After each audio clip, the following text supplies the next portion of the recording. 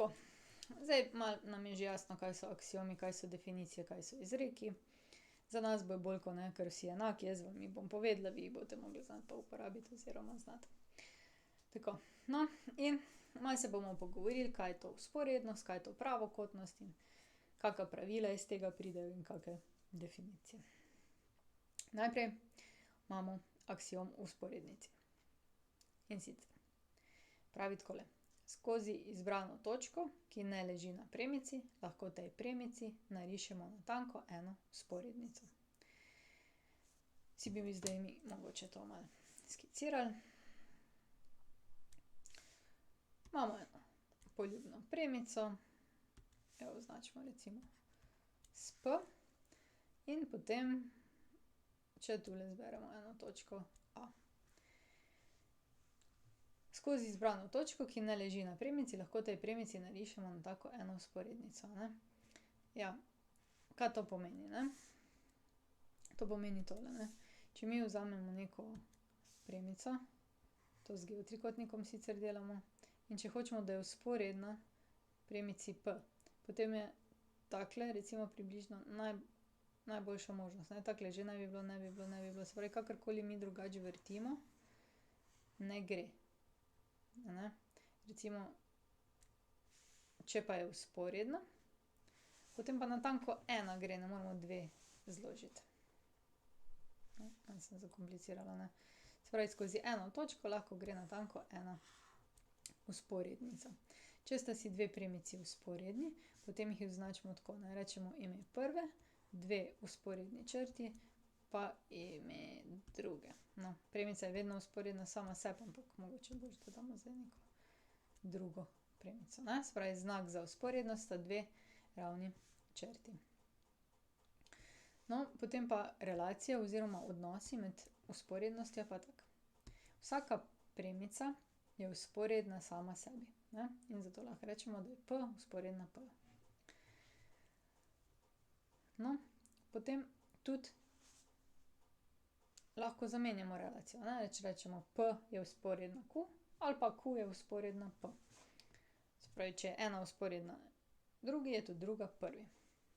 In pa tudi tranzitivna lastnost je, a ne, če imamo tri premice, recimo, da imamo premico P, bom ravno črto, se pravi, če imamo premico P, premico R pa premico Q, pa so si vse med sabo vzporedne, ne.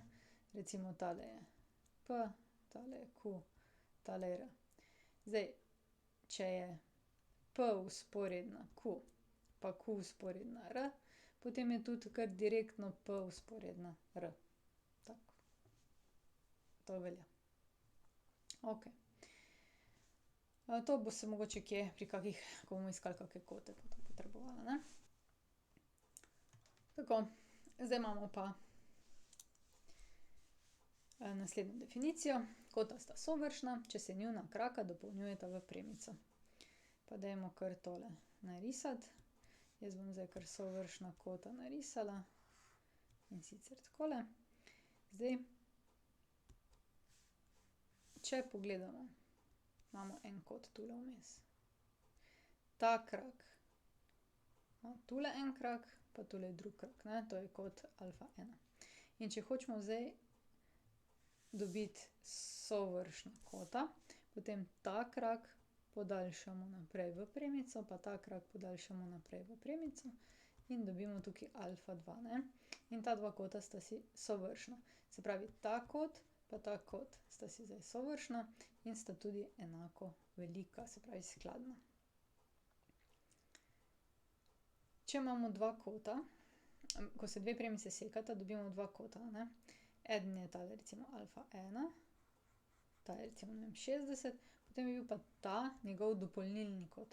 In vedno med dvema premicama, bomo dali beta ena, in vedno med dvema premicama vzamemo tistega manjšega, ne. Se pravi, če bi rekli, pod kakim kotom se sekata premici, potem bi manjšega izmerili. Če sta pa dve premici vzporedni, potem je pa njun kot nič, med njima nič. Zdaj, to je malo sporno, zato je to dogovor. Ja. Se pravi, kot med vzporednima premicama meri po dogovoru nič. Drugače pa, ne, če sta takole, je težko določiti, da je tole kot nič, ne.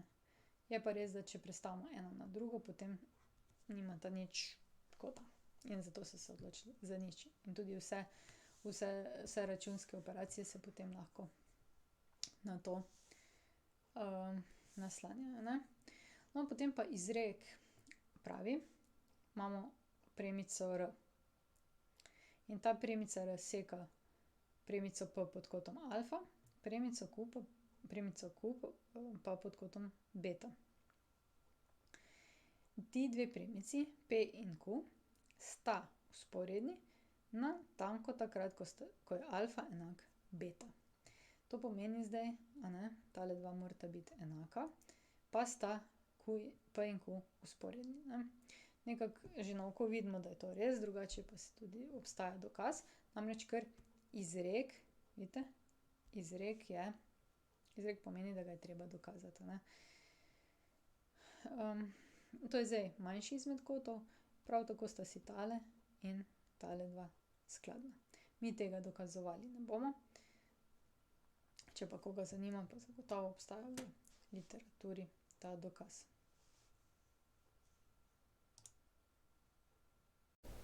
Prišli smo do konca.